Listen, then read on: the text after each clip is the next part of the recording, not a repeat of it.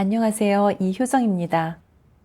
형제자매 여러분, 우리가 심각한 과오를 저지르면 하나님의 태도는 어떠하실지, 우리가 하나님께 관용과 용서를 받을 수 있을지, 심각한 과오가 있으면 우리는 어떻게 대해야 하고 어떻게 체험해 나가야 할까요? 오늘의 간증문 주인공은 복음을 전하다 체포된 후 일시적인 연약함으로 인해 고문을 이기지 못하여 형제 자매의 정보를 팔아넘기는 과오를 저질렀습니다. 이 일은 그의 마음속에 지울 수 없는 상처가 되어 몹시 고통스러워했는데 하나님께서는 이미 그를 정죄하셨고 더 이상 구원의 기회를 주지 않으실 거라고 하나님을 오해하기까지 합니다. 수많은 기도와 찾고 구하는 과정에서 하나님의 말씀을 통해서 오늘의 주인공은 하나님께서 인간의 과오를 대하는 태도가 어떠신지를 깨닫고 어떻게 참된 회개와 뉘우침인지도 깨닫게 되었습니다. 그럼 우리 함께 주인공의 이야기 속으로 들어가 볼까요? 2012년에 제가 교회 리더로 있을 때 유다가 된 사람이 제 정보를 넘기는 바람에 전 현지 파출소의 경찰한테 잡혔어요. 경찰들은 3박 4일 동안 저를 괴롭혔어요. 세 팀으로 나눠서 번갈아 가면서 저를 감시했는데 제가 잠깐이라도 졸면 도자기 그릇으로 머리를 때리고 소리 지르고 욕설을 퍼부었어요. 또 윗선 리더가 누구냐고 계속 캐물었는데 제가 말을 안 하니까 수갑찬 제 손을 잡아채서 뒤로 힘껏 잡아당기기까지 했어요. 심지어 제가 말을 안 하면 두 아이를 대학에서 쫓아내겠다고 협박까지 하더라고요. 하지만 저는 그들의 꿰매 넘어가지 않고 끝까지 말하지 않았어요. 나중에는 너무 졸리다 보니까 귀에서 이명이 들리고 머리도 윙윙거렸어요. 그때 어떤 경찰이 지금 상태로 일주일이나 더 버틸 수 있겠어? 우리는 시간 많아. 어차피 내 뇌가 통제가 안 될 때까지 버티다 보면 넌 뭐든지 말하게 될 거야. 라고 했어요. 그때 저는 너무 정신이 몽롱해서 어떻게든 정신을 차리려고 애썼어요. 또 다른 경찰은 험악하게 말했어요. 제가 자백하지 않으면 저를 비밀리에 다른 성으로 보내서 가족들까지 절 찾지 못하게 만들겠다고요. 그 말을 들으니 정말 너무 무서웠어요. 만약 저를 다른 성으로 보내버리면 분명히 계속해서 저를 괴롭힐 거고 그러다 고문으로 죽기라도 하면 구원받을 기회조차 없어지겠다는 생각이 들었죠. 그때 경찰들이 적어도 7명의 정보는 보려고 했어요. 저는 그들에게 너무 심하게 고문을 당해서 제대로 서 있지도 못할 정도였는데 혹시라도 제가 정신을 놓아버려서 교회의 중요한 정보를 불어버리고 하나님을 배반한 유다가 될까봐 걱정했어요. 그렇게 되면 더 심한 벌을 받게 될 거니까요. 그때 이런 생각이 들었어요. 며칠 전에 잡힌 4명의 형제 자매들은 이미 벌금을 내고 풀려났으니 그들에 대해 말한다고 해도 경찰이 당장 또 잡으러 가지는 않겠지? 그리고 예전에 잡혀서 나를 팔았던 한 사람은 이미 교회에서 제명됐으니 설령 경찰이 그를 잡는다 해도 교회 정보를 알 리 없고 교회에도 별다른 소실은 없을 거야. 그래서 저는 그 5명의 이름을 말했어요.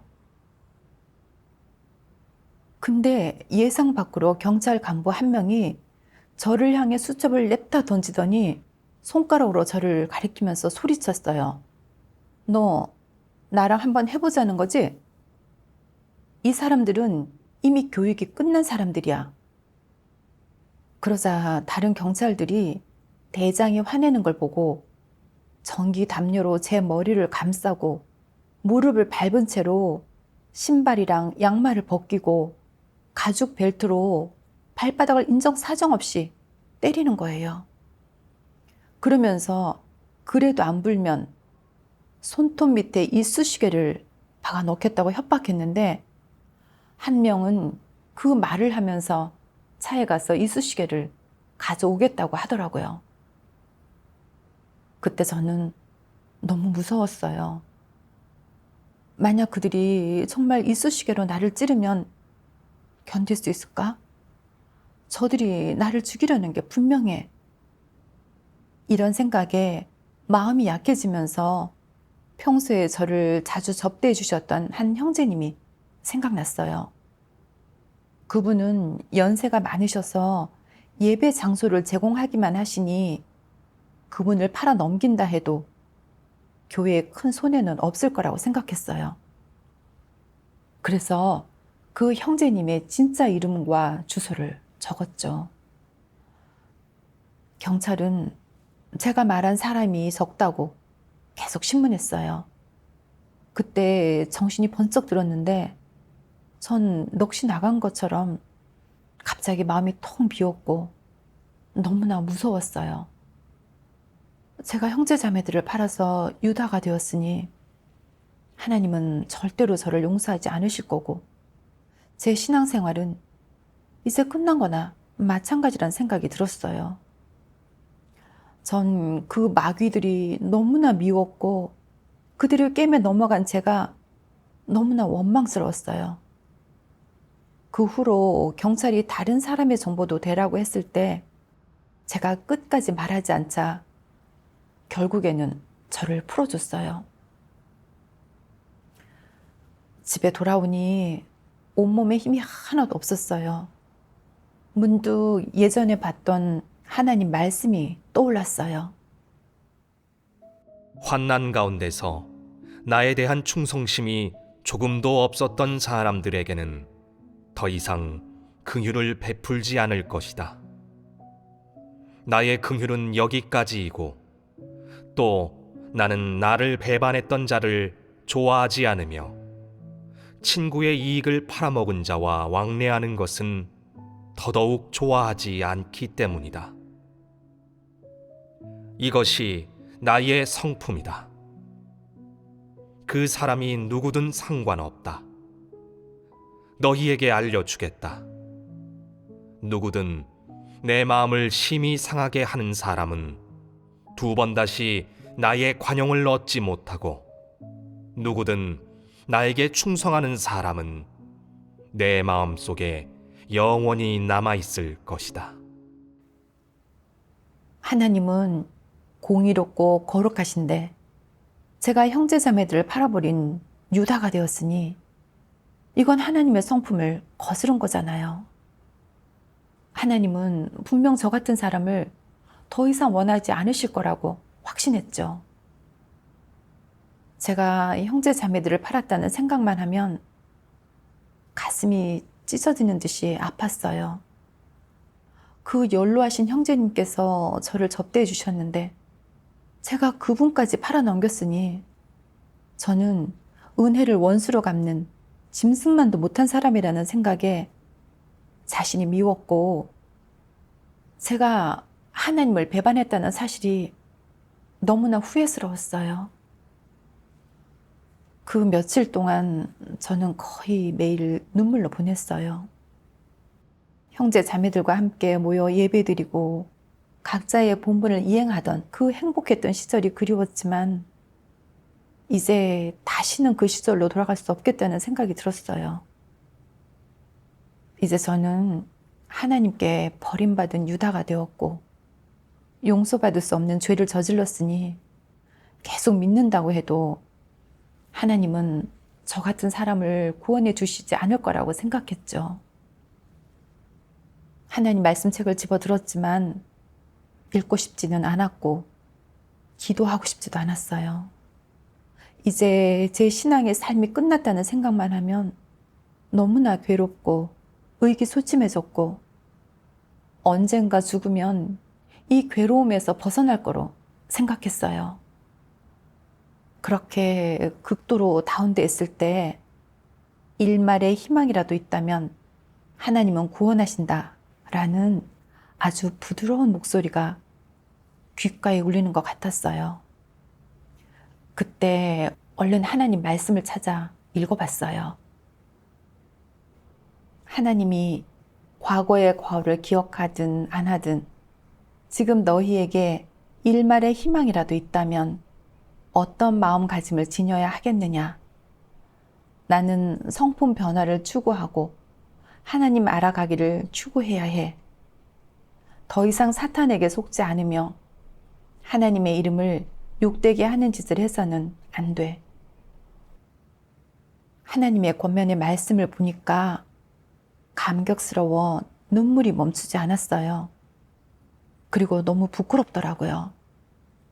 하나님께서는 저의 과오대로 저를 대하지 않으시고 오히려 회개할 기회를 주셨으니까 계속 추구해야겠다고 생각했어요. 더 이상 자포자기 할 게 아니라 본분을 이행하지 못하면 집에서 말씀이라도 읽기로 했죠. 나중에 형제 자매들로부터 제가 팔았던 사람들을 경찰이 다시 잡으러 가지 않았다는 소식을 들었어요. 경찰이 저를 접대해 주셨던 그 형제님을 잡으려고 집에 찾아갔지만 형제님이 인기척을 듣고 피신하셔서 잡히지 않으셨다고 했죠. 다행히 교회에 큰 손실을 끼치지 않았기 때문에 교회에서 저를 출교시키진 않았어요. 그건 저에 대한 하나님의 긍휼과 관용임을 아니까 하나님께 정말 감사하면서도 너무나 죄송하고 너무나 후회스럽고 자책감이 들었어요. 그리고 경찰이 신문했을 때 내가 그들의 계략을 간파하고 하나님을 의지하며 조금만 더 버텨서 유다와 같은 짓을 하지 않았으면 좋았을 텐데. 그랬다면 이렇게 큰 오점을 남기지는 않았을 텐데. 앞으로 또다시 경찰한테 잡히게 되면 그때는 굳게 서서 증거해야겠어. 맞아 죽어도 사탄한테 굴복하지 않고 형제 자매들을 팔지 않을 거야. 라고 다짐했어요. 2013년 늦가을 무렵에 현 국가보안대에서 지역 파출소 경찰을 보내 저를 강제로 공안국으로 끌고 갔어요. 끌려가는 길에 저는 다짐했어요. 이번에는 경찰들이 어떤 수작을 부리든 심지어 고문으로 죽을지라도 절대로 형제자매들과 교회 정보를 팔지 않겠어. 공안국에 도착하자 국가보안대 대장이 교회 헌금의 행방을 캐물으면서 말하지 않으면 시 여자 유치장으로 보내겠다고 협박했어요. 저는 그들이 교회의 돈을 노리고 있다는 것을 알아챘는데 너무나 비열하고 파렴치해 보였어요.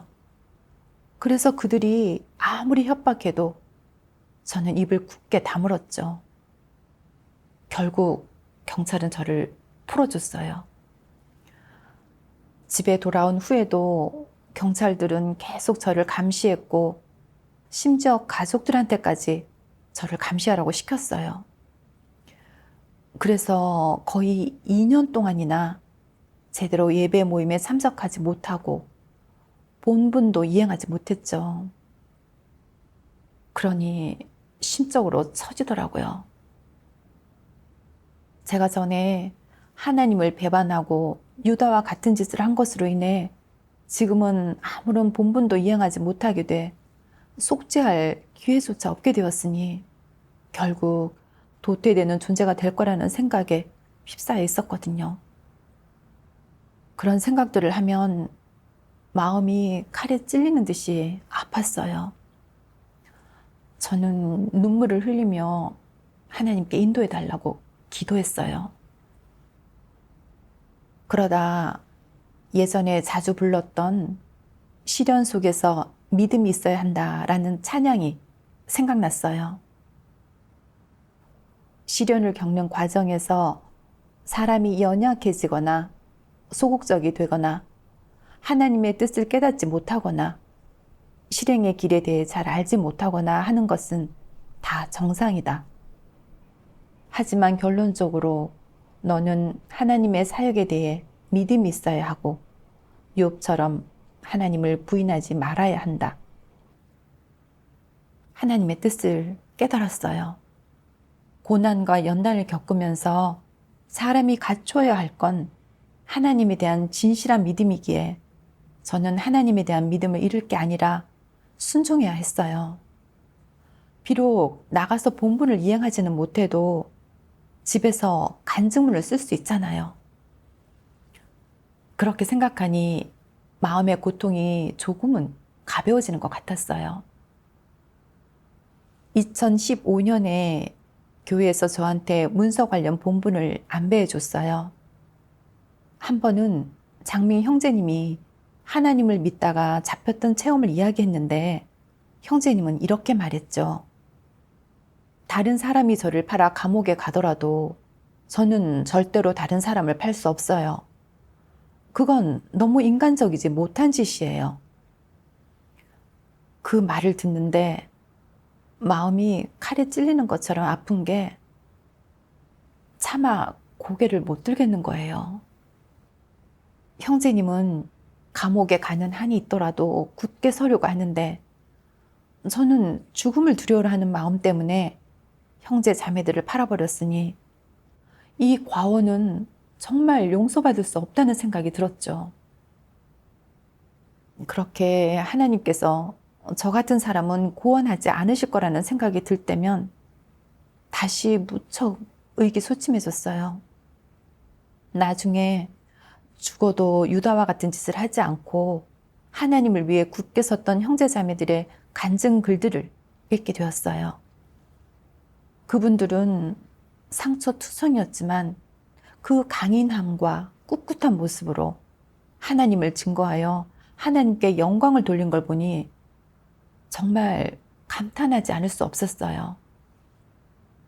그에 비해 저는 육의 안락함을 얻기 위해 치욕스러운 유다가 되었고 형제 자매들을 팔아 하나님의 이름을 욕되게 했으니 정말 이기적이고 비열하며 짐승만도 못한 인간이라 살 자격조차 없는 것 같았어요.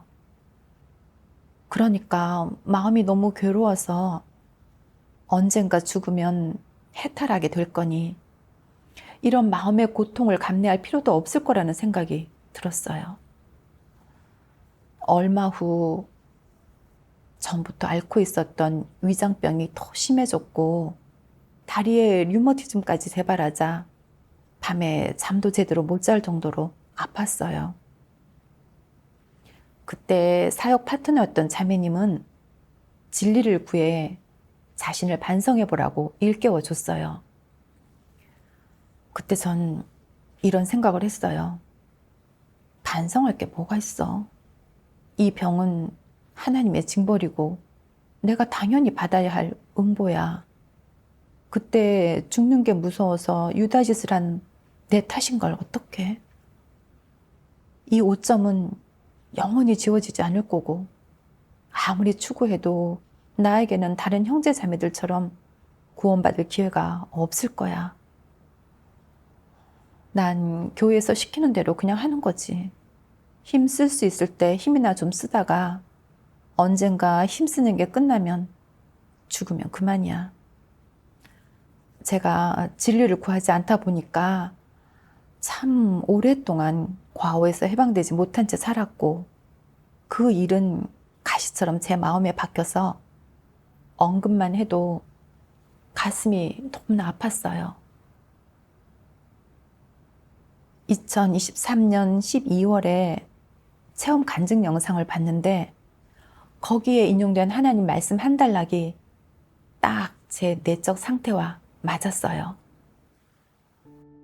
전능하신 하나님 말씀. 의기소침한 정서에 빠지는 데는 또 하나의 원인이 있다. 어떤 사람들은 성인이 되기 전 또는 성인이 된 이후에 특수한 일을 겪었다. 바로 어떠한 과오를 범했거나 어리석은 일, 우매한 일, 무지한 일을 저지른 것이다. 그리고 그 과오, 어리석은 일, 무지한 일 때문에 의기소침한 상태에 빠진다. 그들의 의기소침함은 자신을 정죄하는 것인 동시에 자신이 어떤 사람임을 규정하는 것이다. 그러한 일들을 저지른 적이 있는 사람들은 흔히 무심결에 혹은 어떠한 특수 상황이 발생했을 때 특수한 환경 배경 속에서 불안감을 느낀다. 이 불안감으로 인해 그는 자기도 모르게 극도로 의기소침한 상태에 빠지며 의기소침한 상태가 그를 결박하고 제약한다.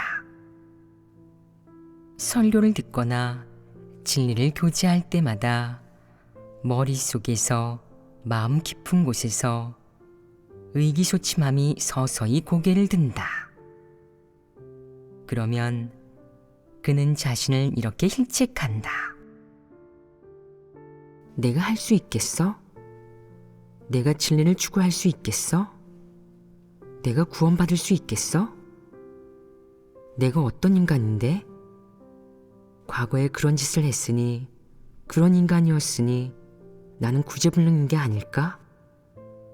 하나님께서 과연 나를 구해주실까?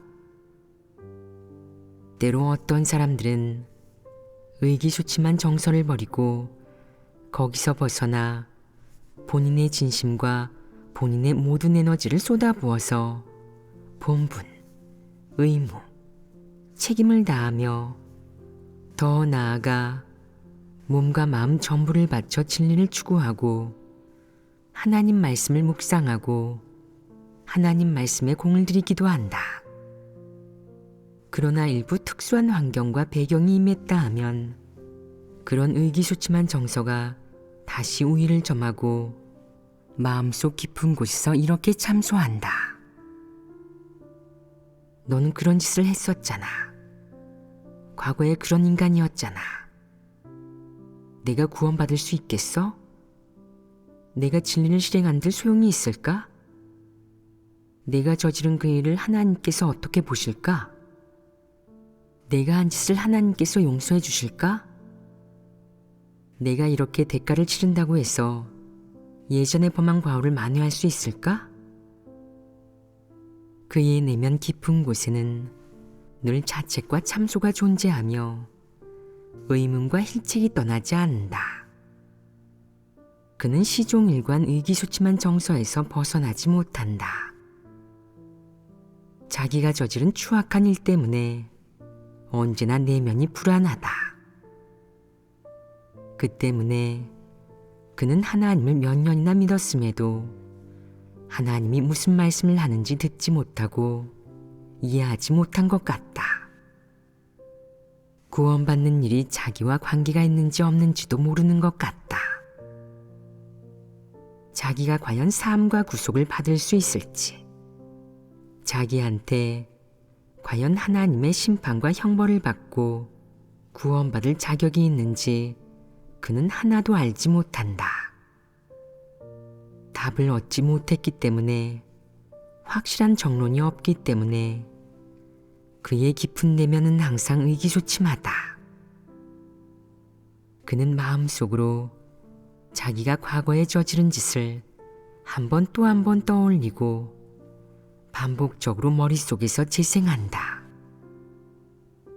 그 일의 경과를 회상하고 그 일의 전후를 회상한다. 아무리 생각해도 항상 죄악감이 든다. 그 일 때문에 수년간 시종일관 의기소침한 상태다. 본분을 이행하고 어떤 일의 책임자가 돼도 자기는 구원받을 가망이 없다고 생각한다. 이 말씀을 보면서 감명을 받았어요. 형제 자매들을 팔아넘긴 후부터 저는 늘 죄책감에 시달렸는데 유다라는 오점은 마치 가시처럼 제 마음에 깊이 박혔죠. 저는 하나님께서 제 과오를 용서하지 않으실 거라고, 저 같은 사람은 구원하지 않으실 거라고 생각하면서 무척 괴로워했거든요. 교회에서 제 과오에 따라 저를 출교시키지 않고 본분을 이행할 기회까지 주었지만 제 과오를 생각하면 난 구원받을 희망이 없어 라고 단정 지으며 의기소침한 상태로 살았어요. 수많은 형제자매들이 잡힌 후에 자신의 생사를 도외시하고 온갖 고문 속에서도 하나님을 배반하지 않고 아주 의롭게 살아가는 모습을 볼 때면 제가 너무나 수치스럽고 부끄러웠으며 짐승만도 못해 보이고 비겁하게 유다짓을 한 제가 원망스러웠어요. 제가 겉으로는 본분을 이행하고 있었지만 속으로는 늘 이런 생각들이 떠나지 않았어요. 나는 하나님을 배반한 유다인데 하나님께서 과연 나 같은 사람을 구원하실까? 내 과오를 용서하실까? 내가 열심히 본분을 이행한다면 내 과오를 만회할 수 있을까? 저는 하나님께서 분명 저 같은 사람을 혐오하실 거라고 생각했고 형제 자매들이 생명 진입에 대해 교제를 하거나 성품 변화를 추구하는 이야기를 할 때마다 저는 감히 끼어들 자격조차 없다고 생각했어요. 저는 장기간 이런 과오 때문에 곤혹스러워하며 의기소침한 정서 속에서 사느라 진리를 추구할 의지를 잃고 그저 단순히 힘만 좀 쓰는 것으로 과오를 만회하려고만 했어요. 사실 하나님께서는 사람이 어떤 환경에 처하든 어떤 과오가 있든 성품 변화를 추구하기를 바라시는데 저는 그렇게 하나님을 오해하고 멀리했으니 정말 인성이 없는 모습이었어요. 나중에 저는 왜 나는 이렇게 의기소침해하는 걸까? 문제의 근본 원인이 뭘까? 하고 돌아봤어요. 그렇게 구하던 중에 저는 하나님의 이 말씀을 보게 되었어요. 전능하신 하나님 말씀. 사람은 다 복을 받고 상을 얻고 면류관을 얻기 위해 하나님을 믿는다. 이런 생각은 모든 이의 마음속에 다 들어있지 않느냐. 누구나 마음속으로 그런 생각을 한다. 이는 사실이다. 사람이 그런 생각을 항상 말로 내뱉지 않아도 나아가 복을 받으려는 자신의 속셈과 욕망을 숨겨도 마음 깊은 곳에 그 욕망, 그 속셈과 동기는 한 번도 흔들린 적이 없다. 사람이 영적인 이론을 얼마나 많이 알고 어떤 체험적 인식이 있든 어떤 본분을 이행할 수 있든 얼마나 많은 고난을 겪으며 얼마나 많은 대가를 치르든 마음 깊은 곳에 숨겨진 복 받으려는 속셈은 영원히 포기하지 않는다. 또 사람은 언제나 이 복 받으려는 속셈을 위해 고생을 마다치 않고 바쁘게 뛰어다닌다. 이는 사람의 마음 가장 깊은 곳에 있는 것 아니더냐. 복을 받으려는 속셈이 사라진다면 너희는 어떤 기분이겠느냐. 어떤 태도로 본분을 이행하고 하나님을 따르겠느냐. 마음속에 숨겨진 복 받으려는 그런 속셈을 정말로 완전히 없앤다면 사람은 대체 어떻게 되겠느냐. 아마 많은 사람이 소극적이 될 것이고 어떤 사람들은 본분을 이행할 의욕이 사라질 것이다. 영혼을 잃어버린 듯 하나님 믿는 일도 무의미하다고 느낄 것이다. 마음을 잃은 사람처럼 말이다. 그래서 복 받으려는 속셈이 사람의 마음 깊은 곳에 숨겨진 것이라고 하는 것이다. 하나님께서 사람이 하나님을 믿는 속셈을 다 들춰내셨어요. 사람이 본분을 이행하면서 고생하고 헌신하는 모든 이유는 결국 복을 받기 위해서이고 자기 미래와 운명 때문이라고 하셨죠. 그래서 복을 받지 못하거나 좋은 종착지와 미래가 보이지 않으면 금세 의기소침해져서는 진리를 추구하지도 않고 진리를 실행하고자 노력하지도 않으며 심지어 하나님을 믿는 것조차 의미 없다고 느낀다고 하셨어요. 저를 돌이켜보면 처음 하나님을 믿기 시작했을 때는 모든 것을 버리고 헌신하며 적극적으로 복음을 전했었어요. 가족들의 반대나 다른 교단의 방해, 세상 사람들의 비난에도 꿋꿋이 제 본분을 이행했었죠. 그때는 그렇게 하면 나중에 복을 받고 좋은 종착지를 얻을 수 있을 거라고 생각했거든요. 근데 잡혀 들어가고 나서는 죽음이 두려워 형제 자매들을 팔아 유다가 되고 큰 과오를 남겼어요.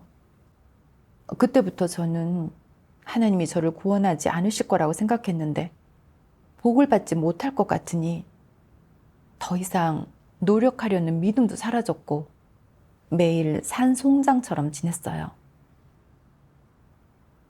나중에 다시 본분을 이행하기는 했지만 하나님을 흡족해 해드리기 위한 게 아니었어요.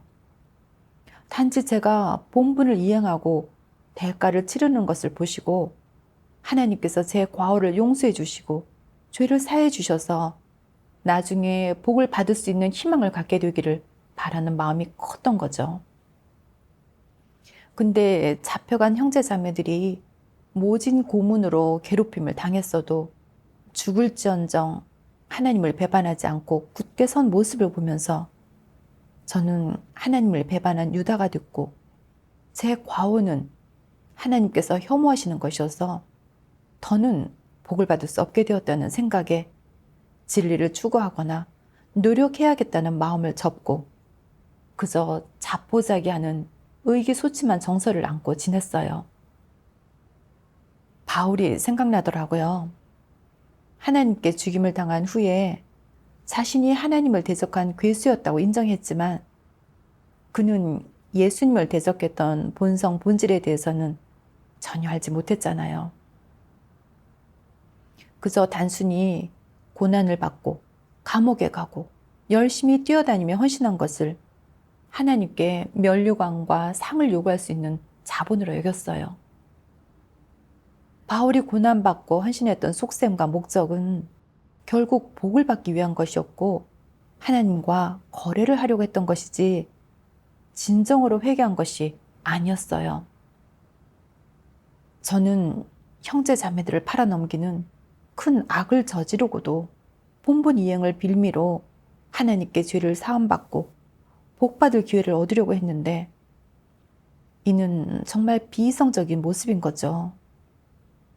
지금 하나님께서 제게 관용을 베푸시면서 본분을 이행할 기회를 주셨으니 저는 양심과 이성을 가지고 본분을 제대로 이행해야 하고 앞으로 복을 받고 못 받고를 떠나 오직 순종하는 게 맞는 거더라고요. 그래서 하나님께 기도했어요.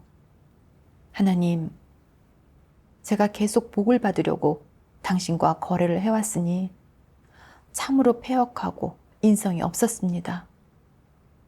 제가 봉사를 마치면 당신께서 저를 멸하신다 해도 당신의 공의를 찬양할 것입니다.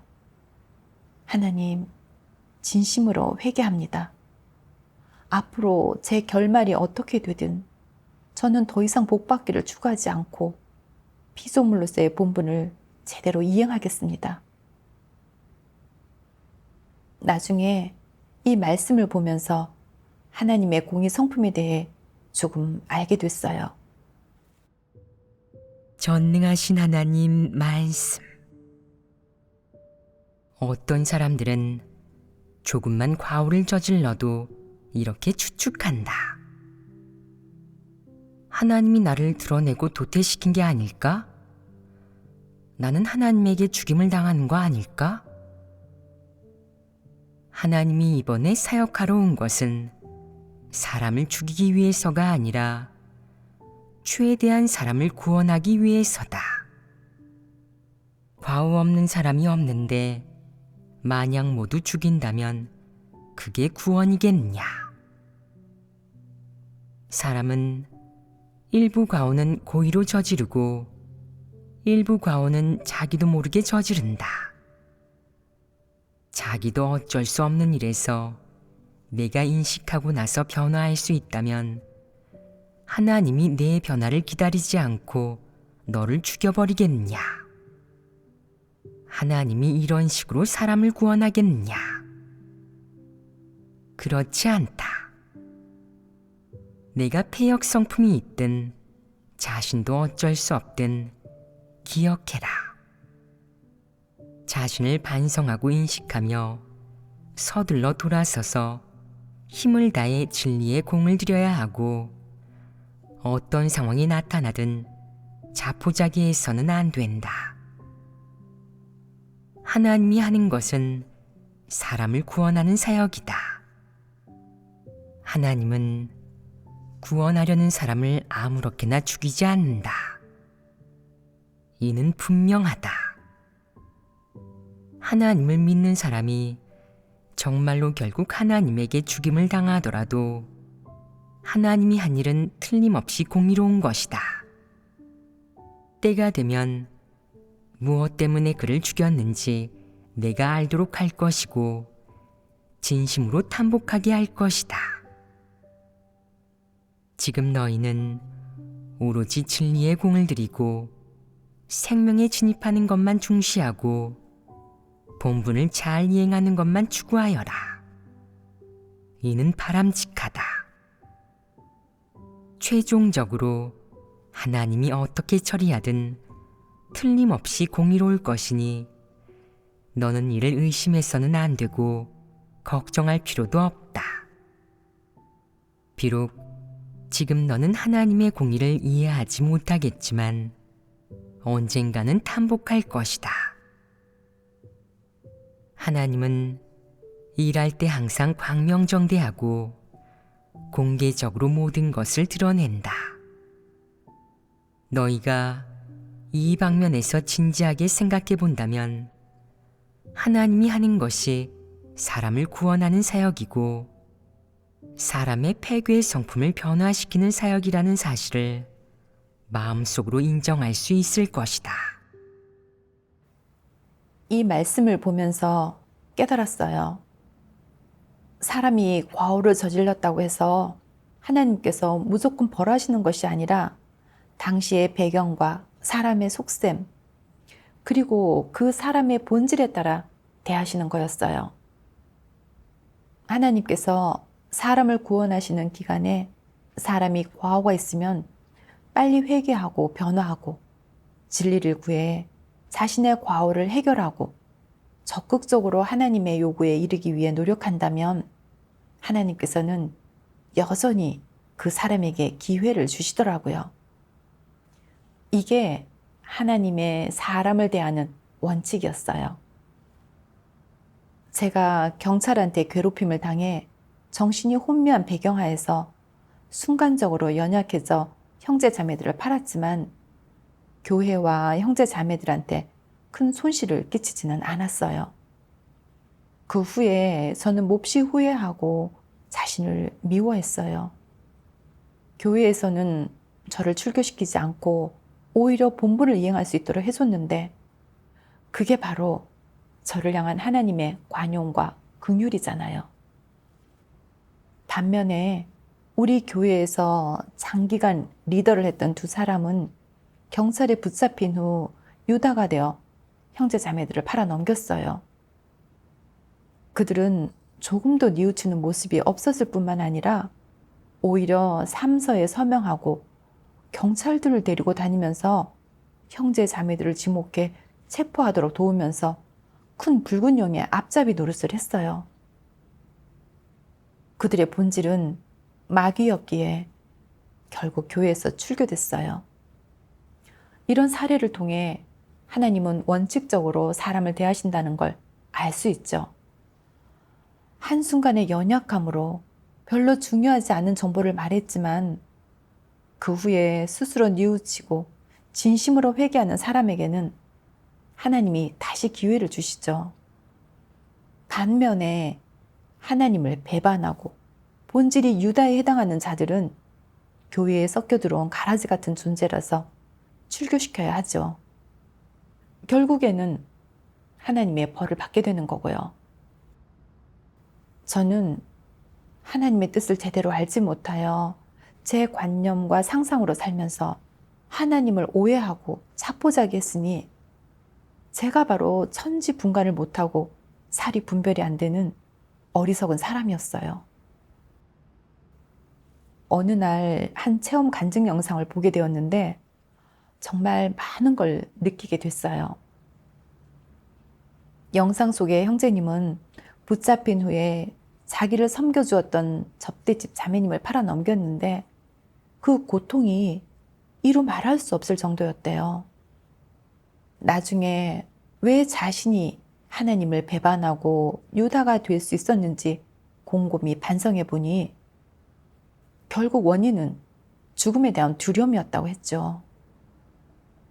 저 또한 반성해 보니까 실패의 근원이 죽음에 대한 두려움이었는데 그건 하나님에 대한 참된 믿음이 없었고 하나님의 주제를 믿지 않았기 때문이었어요.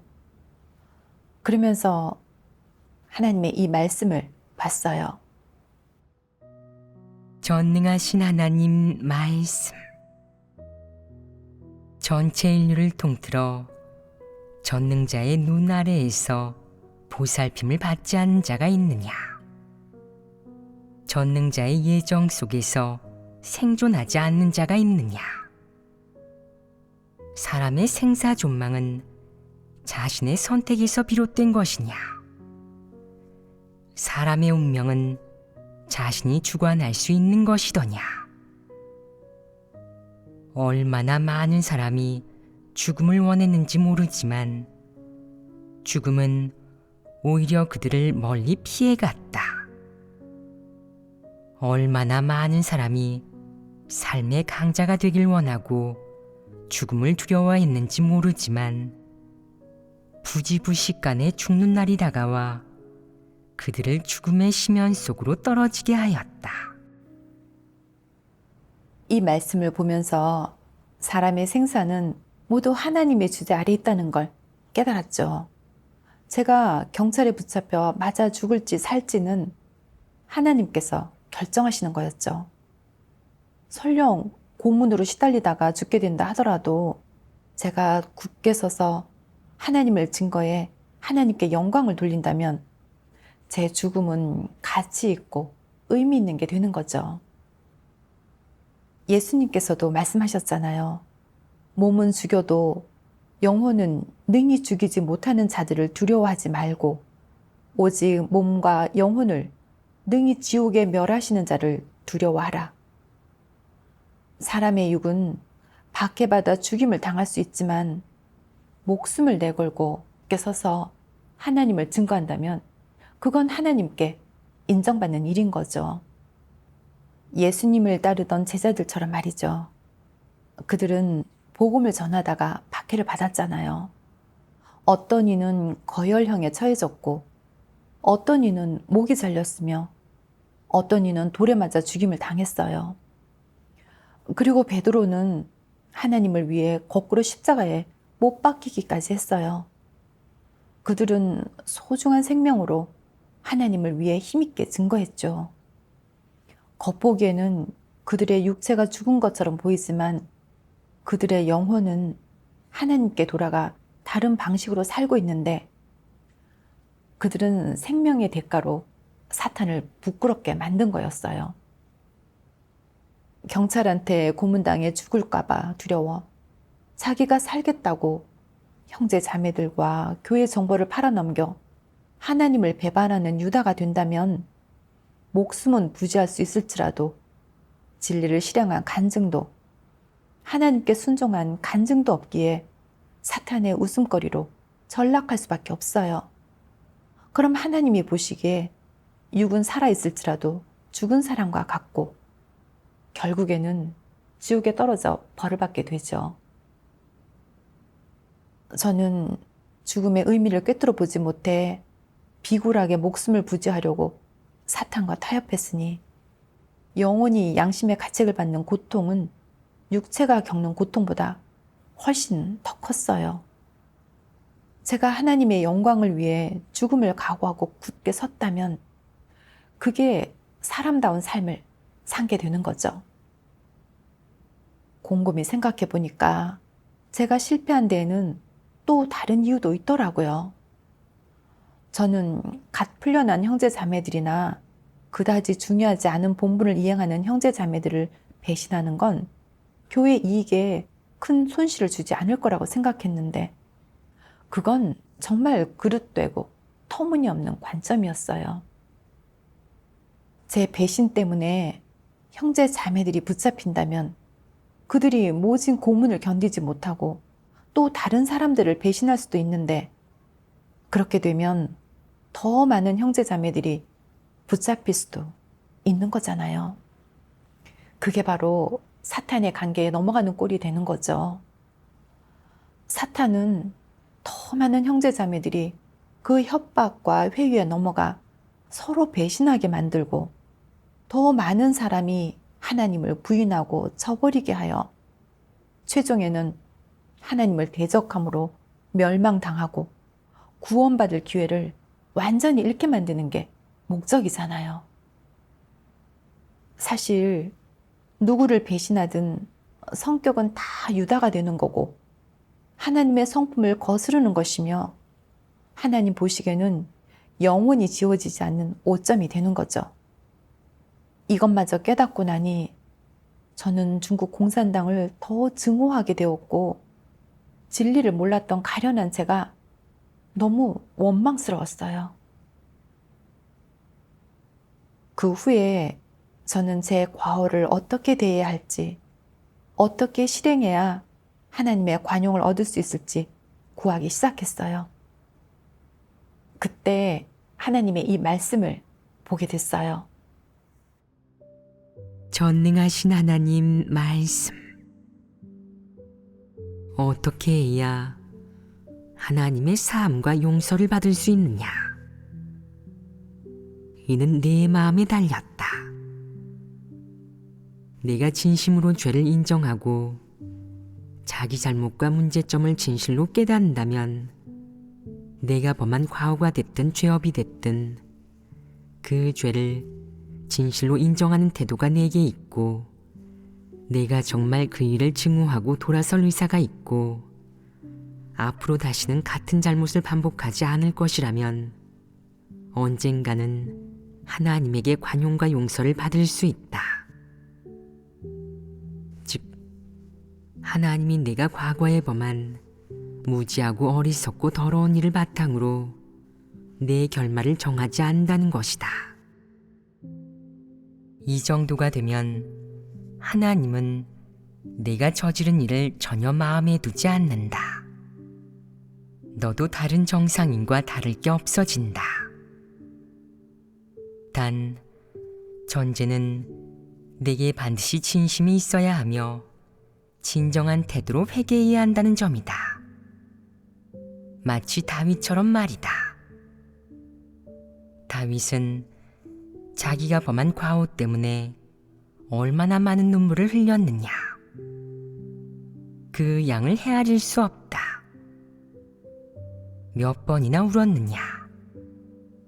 그 수를 헤아릴 수 없다. 흘린 눈물을 한마디로 형용하자면 침대가 눈물에 뜰 정도였다. 내 과오가 얼마나 심각한지는 몰라도 만약 지나치게 심각하다면 너 역시 침대가 눈물에 뜰 만큼 울어야 할 수도 있다. 그 정도로 죄를 인정하고 회개해서 하나님에게 용서받아야 할 수도 있다. 그렇게 하지 않는다면 내 과오는 하나님이 보기에 죄업이 될 테고 사함받을 수 없게 된다. 그러면 너는 심각한 상황에 봉착한다. 나머지는 더 말할 필요가 없을 것이다.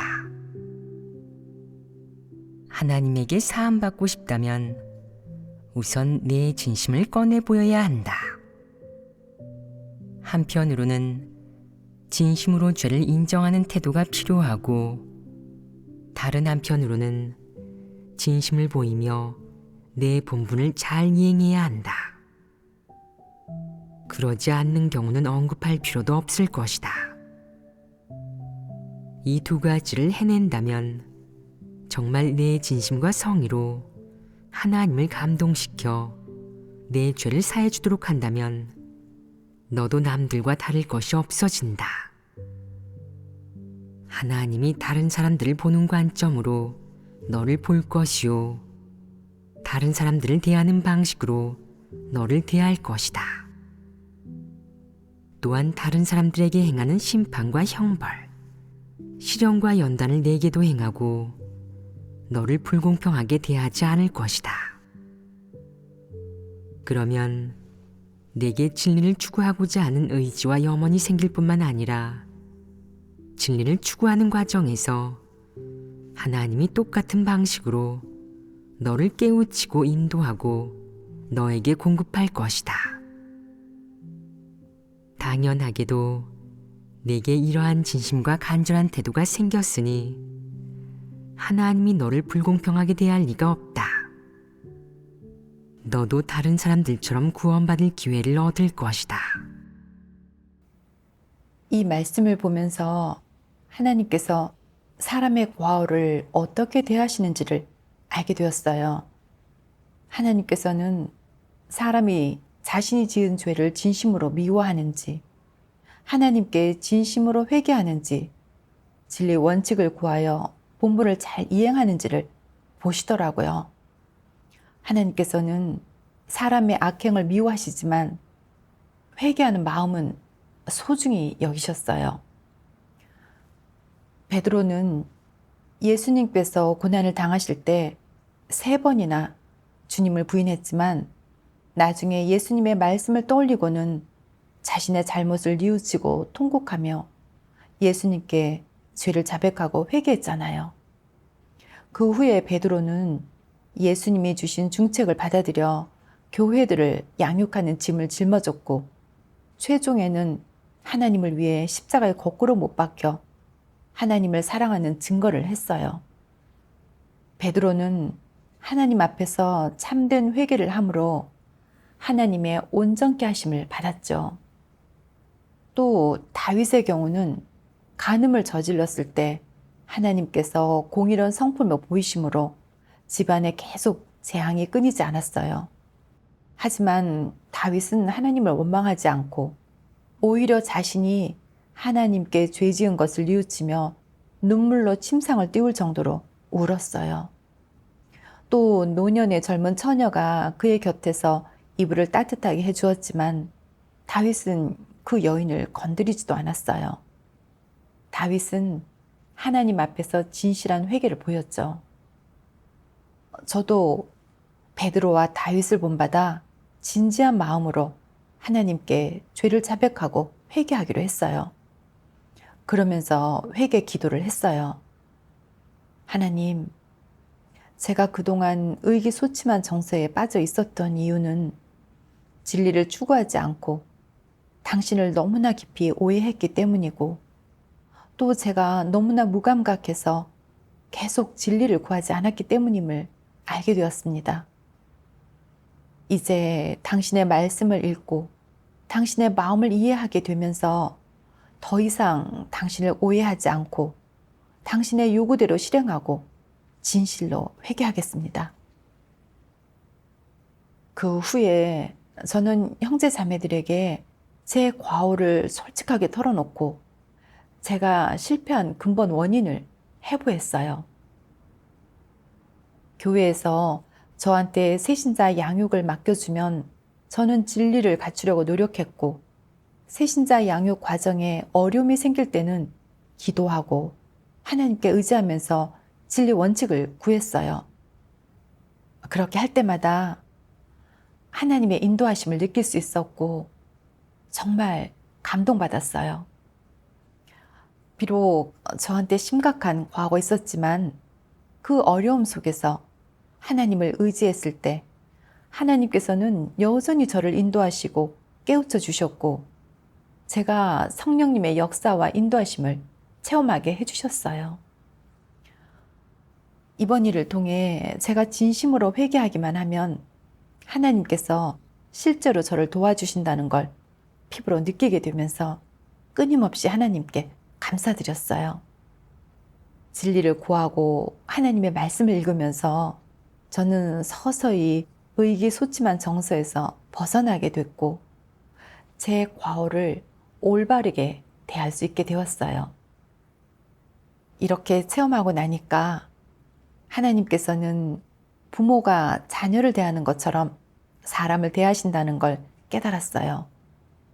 자녀가 부모의 뜻을 거역하고 잘못을 저질렀을 때 부모는 그저 아이를 꾸짖고 훈계만 하는 게 아니라 차근차근 타이르고 이끌어주며 아이가 올바른 길을 가기를 바라잖아요.